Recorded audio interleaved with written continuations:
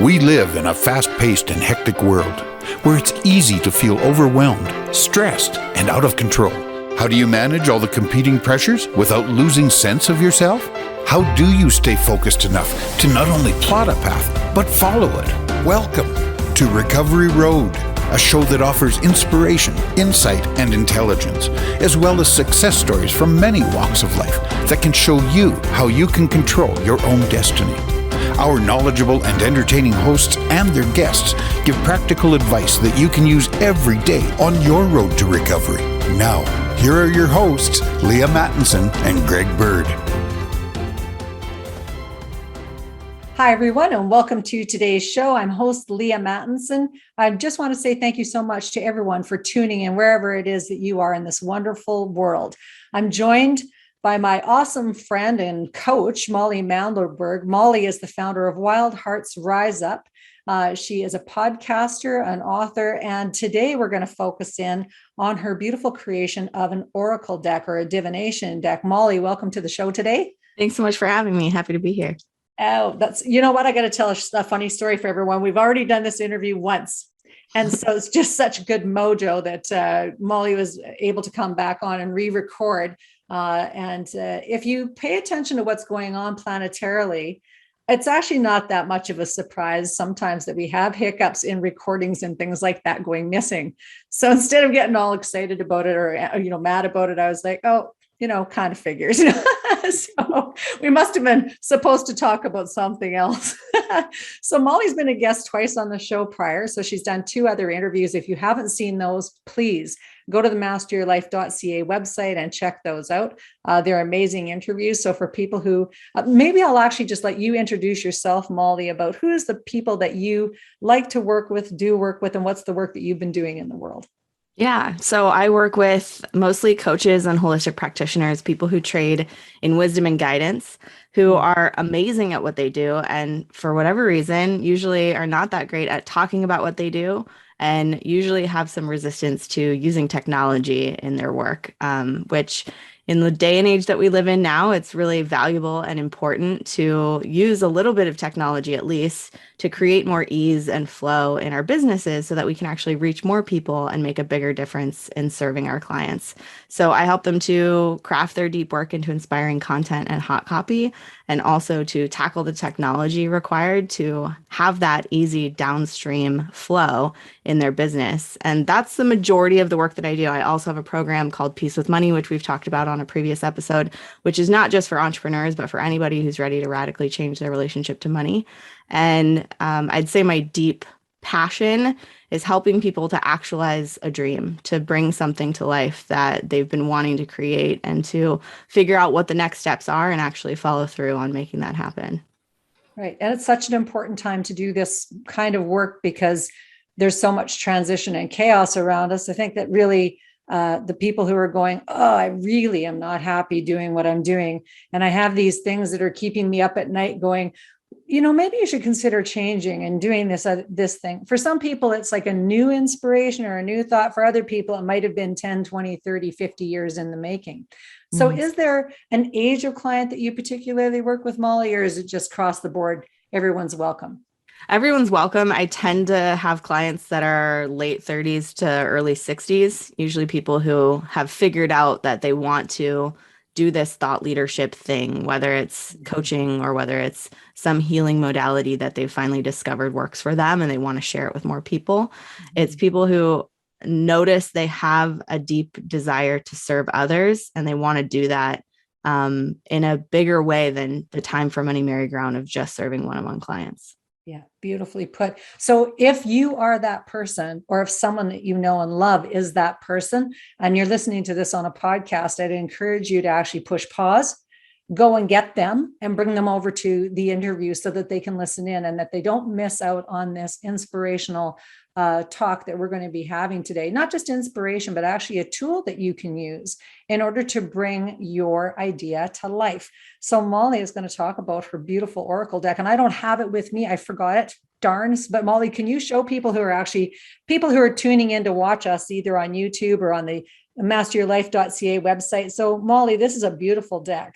Can you just talk a little bit about what inspired your Oracle deck and who can use this deck? What do you use it for? Yeah, absolutely. So the story of how it came about is it's interesting. I've been an artist for many years. I studied art in college long ago, and I've sold a lot of art and could say that I've done it professionally, although that's absolutely never been my business. I used to just sell art at music festivals and, had an Etsy shop and stuff online. But the Oracle deck actually came about through the framework that I came up with for a totally different project. So in my business, people have probably seen these kinds of quizzes all over social media, like what kind of Disney character are you, or what kind of sandwich would you be, or whatever. Some of them are deeper, some of them are a little bit more top level.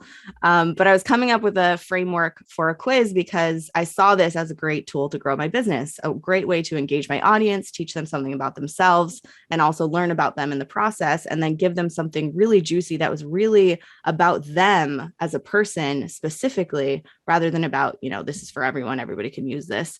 So I was thinking about how I would create this quiz, and I started thinking I would like to use the archetypes from the major arcana, because even though I'm talking about business and strategy, I'm also a deeply spiritual and conscious, evolving consciousness being.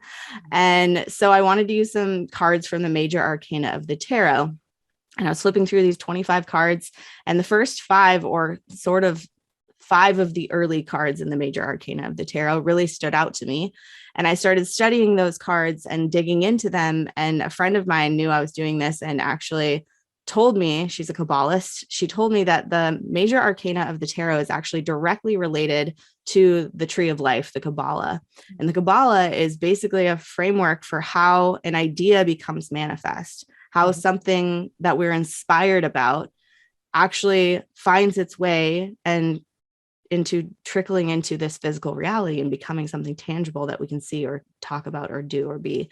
And so that idea turned me on so much that I thought, okay, this is great. And I studied into that a little bit more, looked into the tree of life and the Kabbalah, and this framework just kind of it sort of went down that journey itself into my life. And I ended up using those archetypes for my quiz. I ended up writing a book with those as the 5 sections of my book, maybe 6 sections, I forget.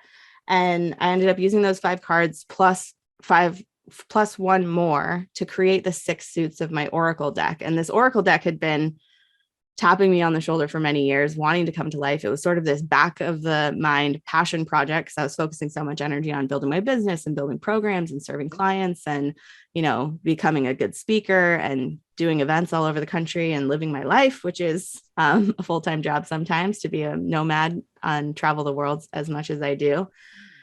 And yet it kept tapping me on the shoulder. And so piece by piece, I put this deck together and finally launched it after working on it for 2 years. And originally I was going to hire somebody else to be the artist, because really I just wanted to make the substance of the deck and have the ideas about it. But I didn't feel that confident about myself as an artist.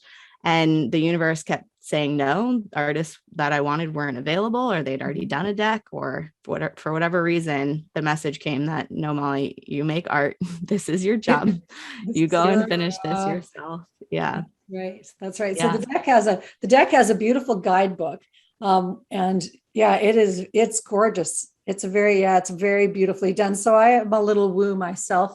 And so my friends would attest, in family, that I've been into the card thing for quite decades. So that I think they have really got a place for helping us to not let things die on the vine and focus our attention. So I love the kind of parallel with the tree of life, because that is the idea of, is this thing for me or not for me?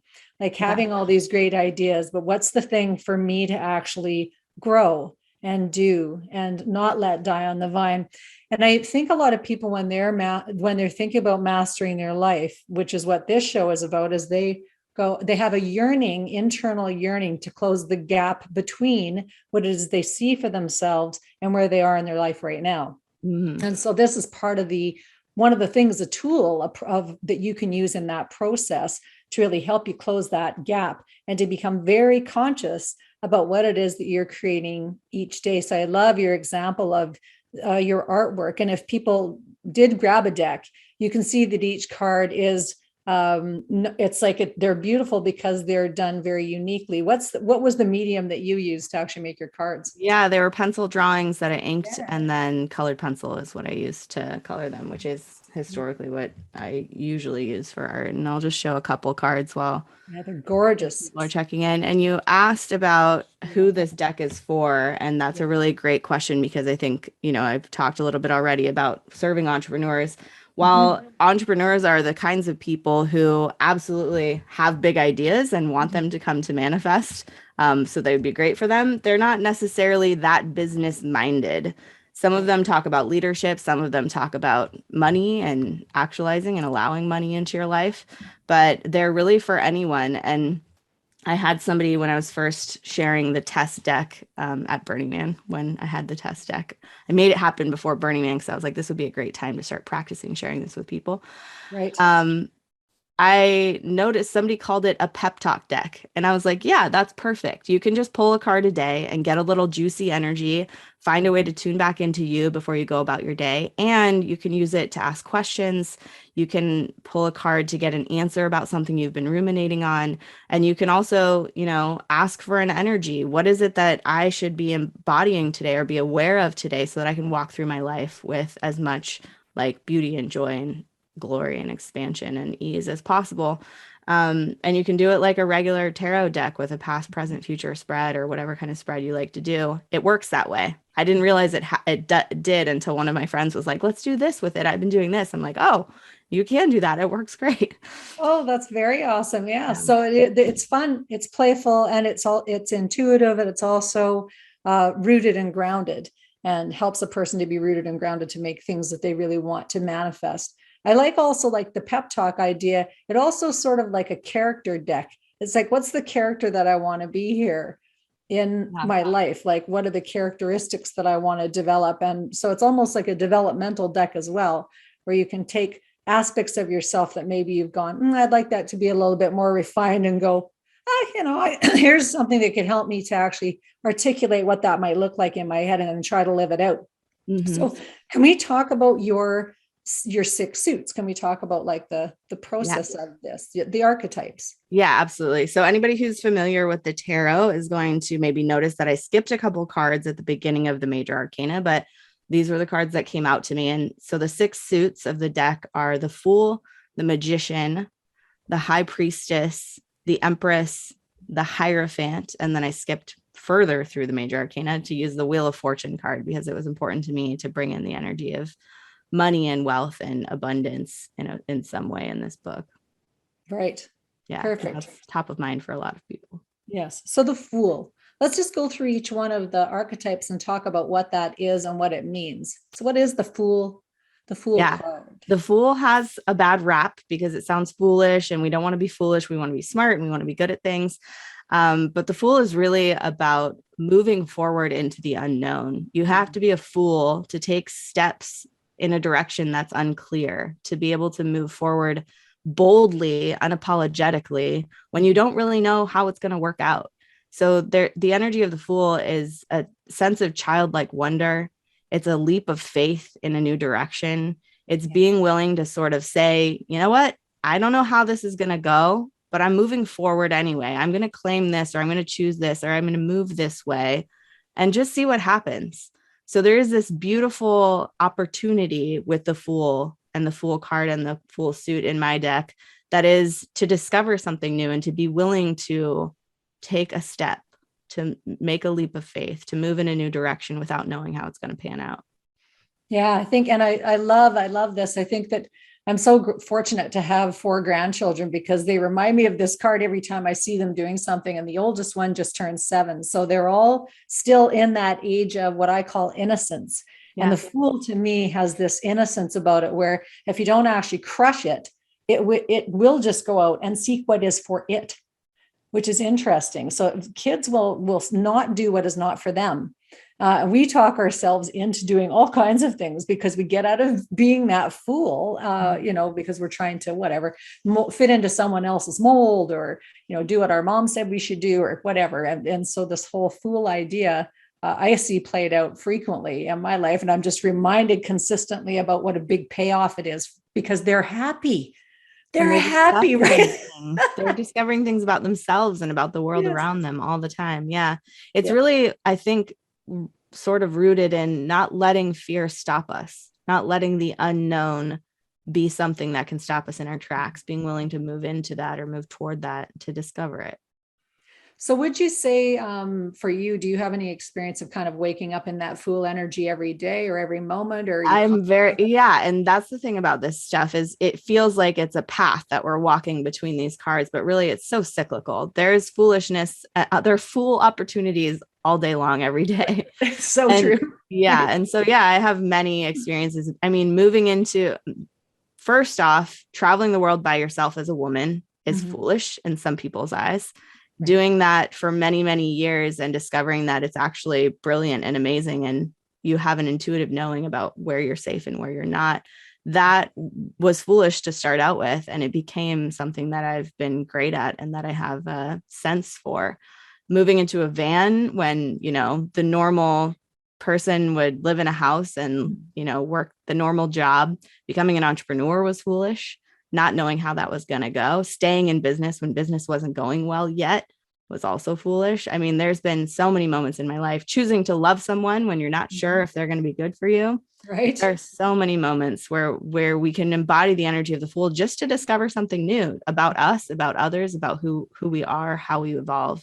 There's plenty of Fool energy in my life for sure. I love it. And I think when we get really good at this, that we see the Fool and allow the Fool in other people also. Yeah. And encourage it in other people. Some people need to be reminded that you do not have to have this all figured out right now. It is really okay to be discovering you and your life ongoingly. Yes, exactly. Beautifully put. Love that. Love that. So what's the second card? We've got the Fool and then the Magician. The Magician. Tell us about the Magician. Yeah. So people think of a magician as somebody maybe who's got it figured out, but really the magician is an explorer. It's the one discovering things. It's about getting resourced and like acquiring tools. So for the entrepreneur, this is maybe the phase where you discover and start to master your modality, where you start to really explore and dig into something that interests you so that you can have an acumen with it, so that you begin to build that expertise. For an example, writing a book, the magician phase is where you start to think about what's going to go into the book. Who am I going to bring into this book? Or what's the outline going to be? What do I need to know to make this, the thing it's meant to become? Mm-hmm. So it's really about learning and discovering and getting geeked out on the tools that you're learning. And a magician is always, practicing new things or learning new magic tricks or spells, or depending on how you view a magician, building that expertise in such a way that you can actually begin utilizing it and making magic happen in your life. So is this also the phase where being resourced financially comes in? It isn't really. The Wheel of Fortune is where I've talked more about the money stuff. Yeah. Okay, wait for it. Don't let the cat out of the bag. Just don't want to miss it. Yeah. We're supposed to go. Okay, not yet. All right. So we're just getting resourced. So that can be becoming an author or a good writer, maybe like a good writer or a good podcaster or a good gardener or a good parent or a teacher of the million things. And I think money can come into really any phase of this. I wanted to have a section that was all about the Wheel of Fortune because it was important to me to have a discussion about abundance as part of this deck and about prosperity and wealth. And the magician is investing in tools. It's definitely about, going to that workshop or digging into that class or investing in a coach or support system so that you can really be supported and held accountable to start learning this thing in a serious way. Right. And one of the things that when I really appreciate this, because I think that a lot of times people will say they don't have time to do stuff, but when you are actually inspired to do it, that it's from the foolish place of that. And then you are looking at, how do I get myself resourced? If it's really for you, you turn off the TV, you make the bedtimes for the kids reasonable so that you can actually put in the time that you have in your heart to become good at whatever it is that you're doing. I didn't watch TV for years after getting the diagnosis of Huntington's disease because I wanted to be well. And so I just went, what are all the things that I need to know? And I, reached out to every single teacher I could find and, really did think about how am I going to be well? So it's like and all of that stuff came, but I invested the time to do not only the learning, but the practices then to make a well body and mind. So people can do this. Yes, time is not finite. No. And I will give you a great example of that right now in my life. My brother is working full-time running a restaurant. He has 4 children, which he's a very active father in their life. And he managed to just launch a book and become a best seller on Amazon in the first day. So you make time when you're inspired, when you know that something's supposed to come forth and be born from you, you find a way to make it happen. And if it feels like you can't, then start asking, how can I? Right. Well, can we give a little support to the big brother with the 4 kids? What's the name of the book? The book is called Little Black Book of Serving and Bartending. So anyone who's in the restaurant industry and maybe is or is not into personal development, this is an amazing book, at the very least to increase your tips, at the most to change your entire life and become a better person and either move up through that industry or find your way into a better gig or out of it. But to rock that as a lifestyle, because he's got a lot of expertise in that field. That's so great. And what's his name? Nick Mandelberg. Nicholas Mandelberg on Amazon. Nicholas Mandelberg. We'll be looking for Nicholas's book. Thanks, Molly. You're such a great sister, boy. It was fun helping him launch that for sure. That's awesome. All right. So we've been foolish and come up with this great idea, something that's inspired us. We've now, been the magician. We've got ourselves up to par on doing something that we can teach or share with somebody else. What's the next phase?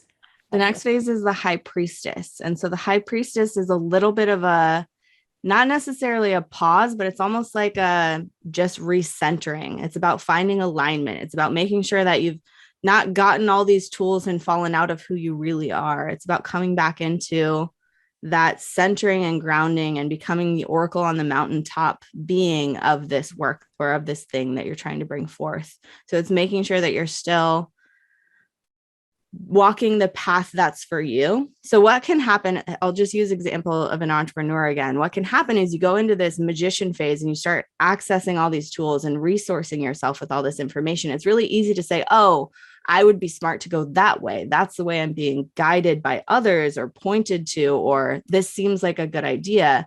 The high priestess was where you go back and say, is this for me? Is this the right path for me? Is this what I really want to be bringing to life? And what does my highest self know about this?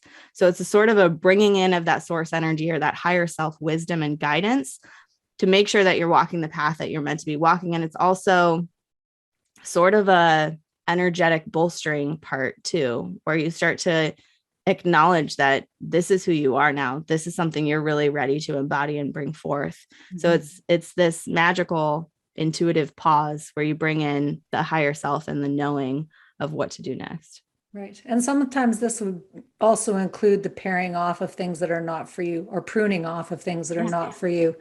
Sometimes it can look like that pivot of oh, I thought I was going this way. Wait, I'm really meant to do this. Mm-hmm. Or it's that conversation with someone that's if this was the work I was going to be doing for the next 5 years, would that be right for me? And realizing, you know what? No, it needs to be a little bit more like this. And we move in a new direction. Mm-hmm. Yeah. Beautiful. Beautiful. I love it. So then we've gone through the Fool, and we don't really go through. I think we go back. It's you continue to go through the cycle so often. Right? Exactly. Yeah. So yes, been foolish, then magical, coming up with stuff. Then we become the Empress. We look at what we're doing. The high priestess, and see if it's for us or not for us. And then what's next? The Empress is next. The Empress is next. Yes. And the Empress is the mother of creation. It is the brilliant, expansive action phase. It's where the book actually gets written. It's where the business starts getting broadcasted and expressed. It's where the content gets made, or where the art gets made, or where the beautiful being that's been believed in by the Fool and explored by the magician and tapped into by the Empress or the high priestess becomes actually physically created by the Empress. It's where the actual gestation phase has now moved into the birthing process. So it's really exciting. This is where I try to hang out here as much as possible in the Empress. It's my favorite spot. And I will say I've started and worked on like 5 different projects in the last week. So I'm very much in the Empress energy right now. Right. And it is that Brahma lightning strike of creativity of like, you cannot stop. You want to create, you want to make things, you want it to come to life right now. Yeah. Yes. And so for people that are thinking that they haven't been creative for a very long time, that can actually show a stagnation in that area of your life also. Yeah. So do you have any just like quick tips for people about if they haven't created, like just take a look at yourself, listeners, and go, how long has it been since I created something? Yeah. And if it's been, a week, 5 weeks, 10 weeks, maybe a year, what are some ideas for getting out of that? Well, notice where you're trying to create and notice if that's the only avenue you've been allowing yourself to be creative for a very long time. So sometimes I notice my business energy gets stagnant because I haven't been making anything else. I need to like sit down and make art, or sit down and play the guitar for a little while, or actually go somewhere that's inspiring to me, like get back on the road and go on a trip and see new people and get some new energy. So getting new life, like either interacting with people you haven't seen in a while or whatever, that can bring a new energy into your world. And definitely anything creative that isn't something you normally make. So like if you are normally needing to be creative to show up on social media or to work on the work you do for your job, then what other avenues can you create? I mean, there are so many cool adult coloring books nowadays. Even if you just sit down and color, that could bring a new life into you. It's that meditative process of creation. I started a new painting this weekend as I'm in the middle of like recreating a bunch of my courses into home study courses. I was like, this has to pause. I have a painting in my head. I need to go and work on that. Yeah, I love it. Yeah. So you've created room for that, which is really awesome. I think when people are also pressed for time, one of the things that I noticed that helped with me is that I would just create a space for laughter with somebody else. Because even in that, there has, sometimes you get on doing multiple Zoom calls as an entrepreneur, serious business meetings, like even your training can be very intensive. And there's lots of failure in entrepreneurship. There's lots of failure in life. So if you're not tapping into the creative energy, it can be draining and actually prune off that tree of life idea long before it's time. So that's part of actually our own nurturing process, is getting creative. So let's talk about that for one more second, because if you think you're too busy to have any creative energy or time in your life, it's likely that you're running yourself kind of low energetically on like the vibrancy of life. And there's an amazing book about this called Rocket Fuel, which talks about the like highest performing CEOs and the like top level athletes. They do not sprint all the time.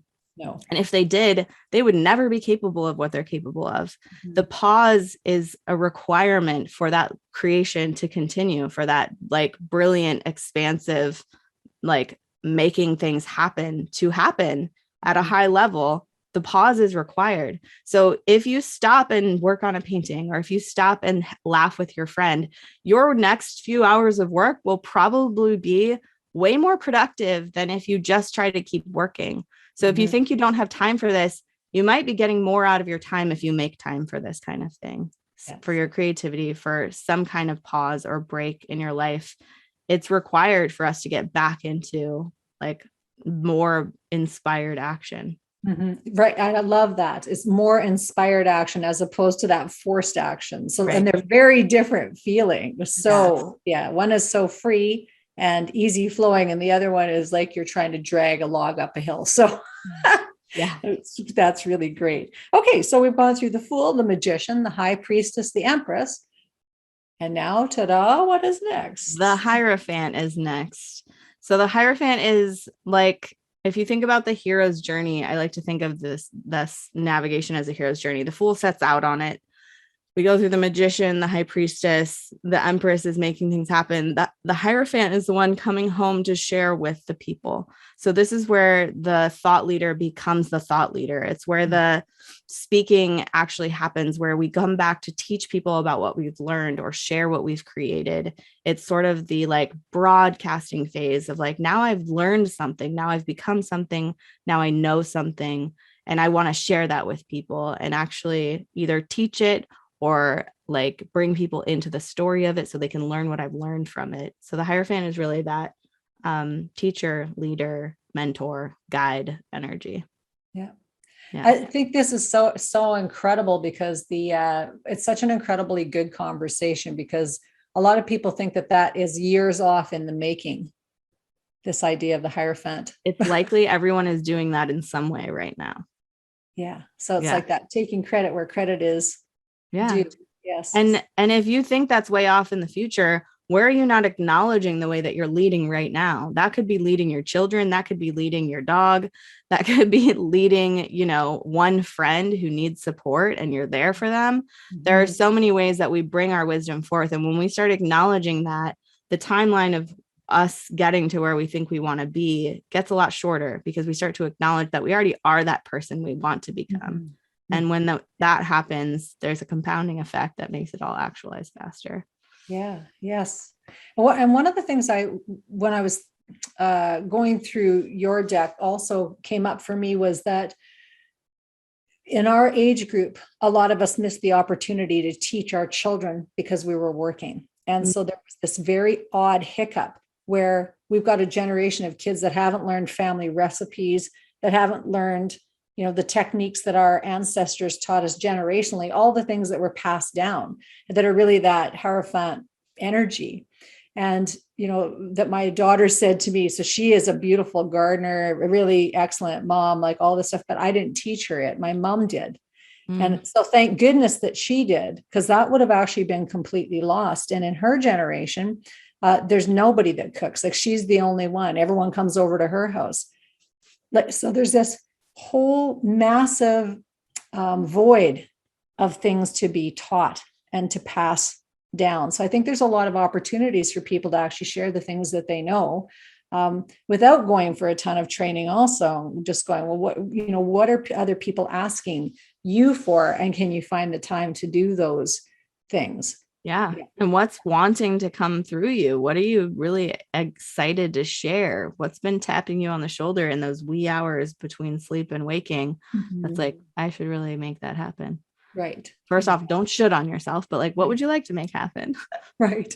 Exactly. Yeah. Right. Beautiful. All right. So we've got the Fool, the Magician, the High Priestess, the Empress, the Hierophant, and then we have the Wheel of Fortune is what I brought in as the sixth card for the deck. And that is, I mentioned earlier, I created a course called Peace with Money. And it's really, the Wheel of Fortune is about bridging that gap between what we've been told about money and finances and what's really actually true. That money is an energy. It's an energy that's willing to come and play with us. It's not bad or wrong or the root of all evil. It's actually a resource. It's a tool. It's a teammate almost that can enhance our lives and can help us to change the world faster if we're willing to be people who have it and who treat it well and who utilize it in powerful ways. So the Wheel of Fortune is about abundance and prosperity and like wealth and allowing ourselves to receive above all. That's so powerful. And because a lot of times the woo stuff doesn't really address this money issue. So people will go, oh, this is all just about spirituality and, getting your inspiration and having a good idea. There's a million good ideas, but they fail because people don't actually believe that they can that they can resource it, whatever it is. And there's a lot of misconceptions about that money is evil or money is wrong or bad. Money has no point of view. Money is just where it's required and where it's allowed. And it's an amazing tool in this reality to create energetic exchanges and to dynamically shift things.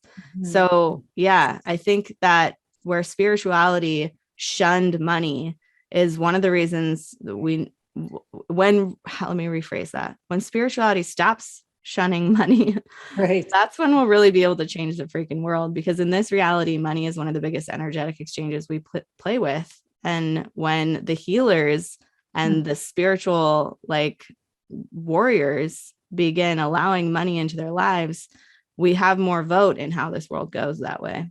Yeah. And the other big energy is sex energy. Yeah. So money and sex energy both have been quite hijacked. And and they're very much related. Yes. Yeah. So can you give a sample? We've got about 10 minutes left, just of like a couple of really great stories of clients who've used the cards, who've had what their journey has looked like. Yeah. I mean, yeah, definitely. One of my dear friends, John Ashford, beingjohnashford.com, I will plug his website. He's an amazing healer. He is one of the most interdimensional men I've ever met in this reality. And he pulls a card and shows it on social media on a regular basis. He's actually about to build a program where he uses my deck as the basis of the transformation of his program, which is really exciting. But he gets so much attunement with it when he's feeling like he's lost his way, or like he's disconnected from his own magic. He pulls a card and it's like a divine intervention for him of remembering who he is and how he wants to show up in the world. And to the point that he's actually building a whole course around it. And we had to figure out an affiliate arrangement for him so that was good for him. But yeah, he's probably the biggest fan of my deck professionally in the world. I also have a whole lot of friends who pull a card every single day. And it's like before they get up and start their day in the world, they want to tap into whatever that is for them. And I will say, I made this, and I also don't take full credit for it because I believe in some ways that it was channeled through me, and that I'm surprised at the words that I read in this book sometimes because I don't feel like that really was me writing it. Right. Which is pretty cool. Yes. Divine intervention, as you said, and divine wisdom. So yeah. So there are people who use it as a practice and who find a lot of alignment and grounding and centering because of that, because of having that as a device in their lives, which is so satisfying as a maker of it to know that people are getting so much out of it. It's really fun. Right. And not just for adults.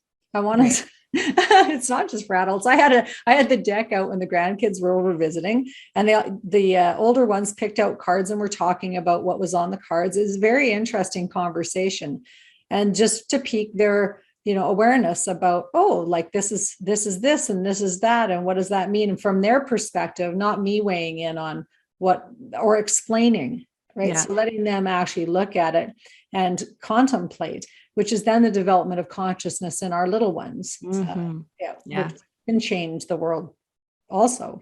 Right. As a grandmother, I would say probably be the one reading it to the under 7-year-olds, because there are a few swear words in the book, because that's how I roll. That's how Molly rolls. So if you want a little entertainment, you're going to have to come and, get the copy of the book and the guidebook, or the cards in the guidebook, so you can see the vernacular that Molly is sharing. So that's a great story. Now, that fellow's name again was beingjohnashford.com. So we'll do a little shout out for John if he's doing good work in the world. That's wonderful.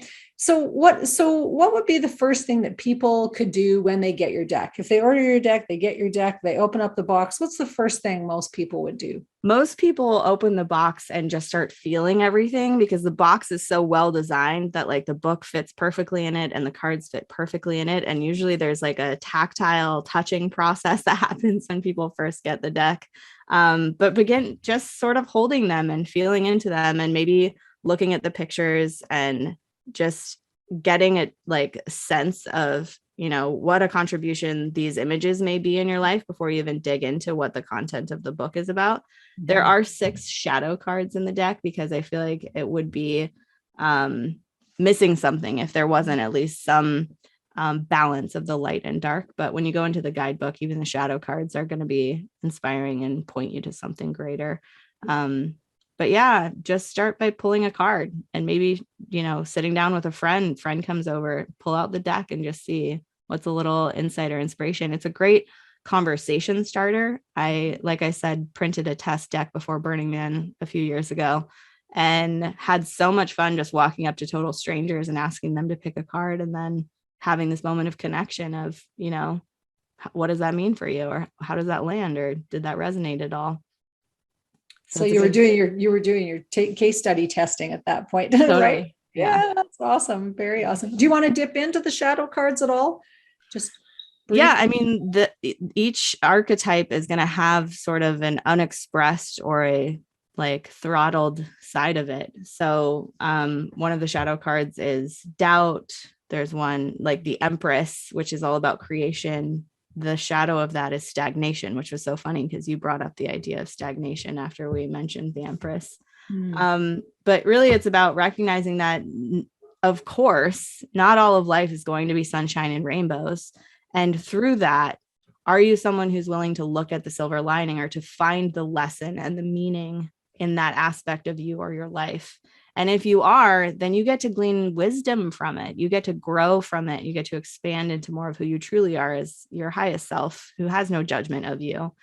And so I wanted to point to at least some of those energies that limit us, that keep us stuck, so we could begin acknowledging, hey, that's an aspect of my life that I've been avoiding looking at, or that I've been not taking face on, head on, to heal or address or move through.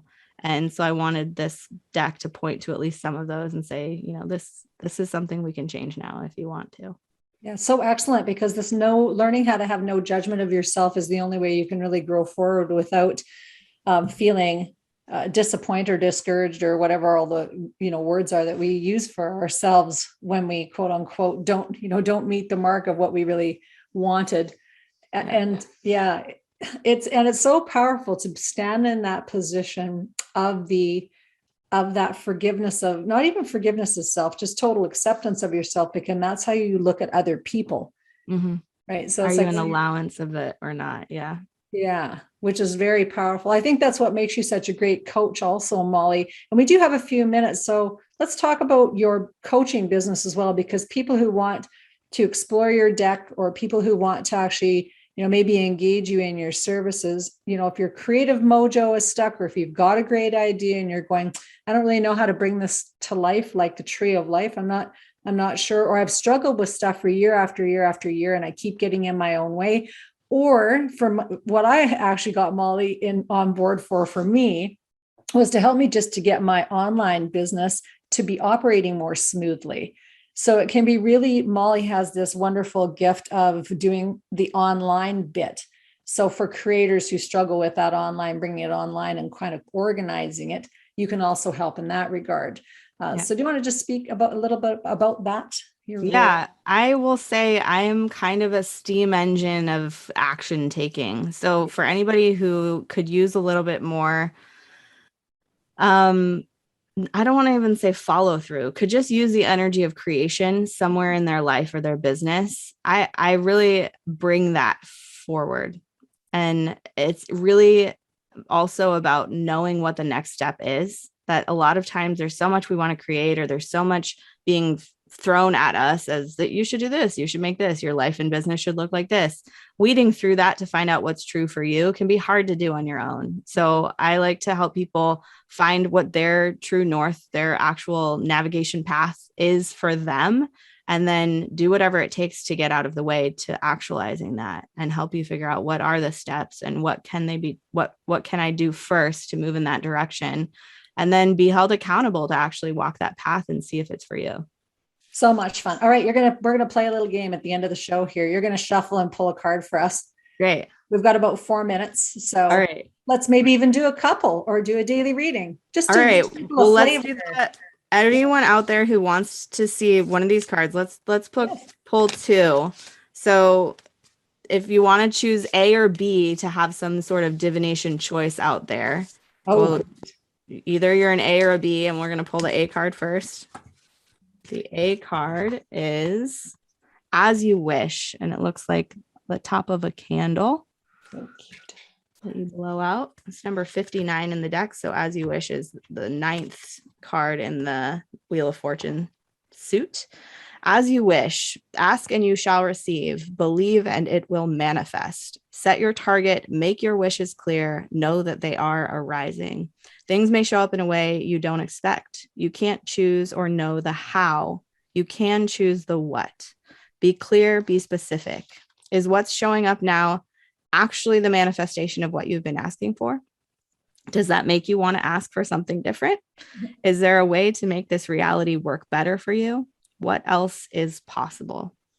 So that was A. That was A. Just let that soak in. So people who picked A, again, I always encourage people to write things down so that you can remember it.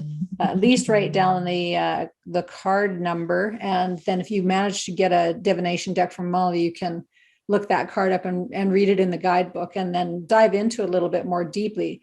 Because I really do think that that things don't pass you by that are meant for you.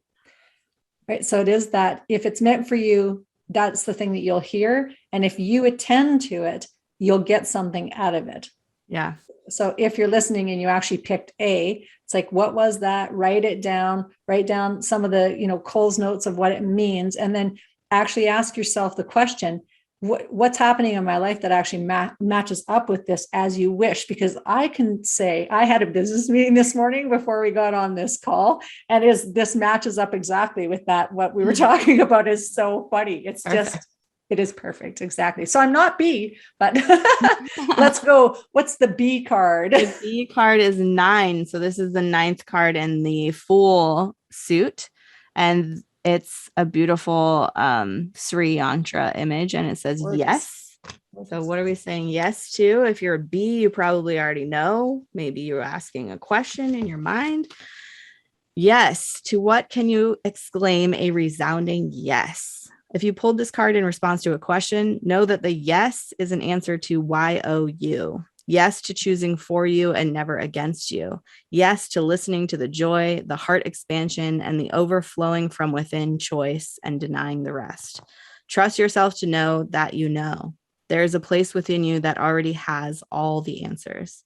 Choose from that place. Act from that place. Move through life as much as possible, connected to that inner yes to yourself, and all will unfold as if by magic. Love it. Love it. Love it. Love it, love it, love it. So in the last minute, you mentioned that you have something new upcoming. Was it, can you share? What's coming new right now? There's an autumnal business bundle special happening until the end of October 2021. Okay. And other than that, the biggest, newest thing that's happening in my world, besides hopefully my book getting published soon, right, is the Peace with Money program, which is now a home study course that you can dive into. And I highly recommend anyone who is at all interested in evolving your relationship to money in a very new and easy to do way to go and check that out. That's on masteryourlife.ca under Stuff I Love or whatever it's called now. The shopping page. So you'll find Molly and all of her interviews. Awesome. Thank you so much, Molly. You're such an awesome guest. Always with divine inspiration for other people and to help people really to grow into and to continue growing into the human being that they really want to be or they're aspiring. So just thank you so much for your time. Everyone, love yourselves, love each other, mind your minds. That's all for us for this week. Bye for now. Bye. Thank you for being a part of our program today. Master Your Life is a presentation of Leaha Mattinson Enterprises, Inc. Join us next time on Master Your Life, helping you to discover the very best of you.